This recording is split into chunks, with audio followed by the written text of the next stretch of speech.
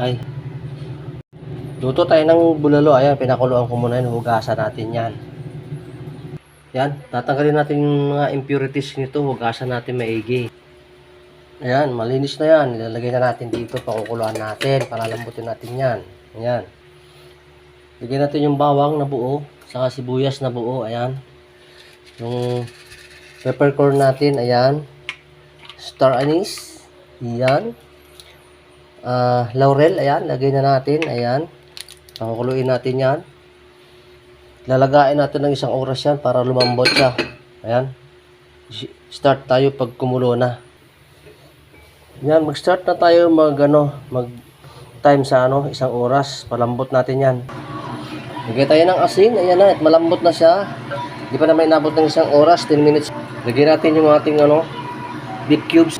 Lalagay na natin. Lagay tayo ng kamatis. Ayan. Lagay natin yung ating green beans. Ayan. Nagdagdag tayo ng mainit na tubig. Ayan. Para may sabaw tayo. Ayan. Lulutuin na natin yung ating green beans. Maglagay tayo ng patis. Ayan. Scallion. Lagay na natin. Ayan. Konti lang yan. Ating pichay. Ilagay na natin. Ayan. Ayan. Lubog lang natin para maluto siya. Takpan lang natin. Ayan. Luto na yung ating bulalo. Ayan. Ilipat na natin yan. Ayan na. Yung ating bulalo. Luto na. Ayan. Naka-ready na. So, kung nagustuhan nyo yung aking ginawa, huwag nyo akong kalimutan i-follow. Tara, sama na kayo sa akin.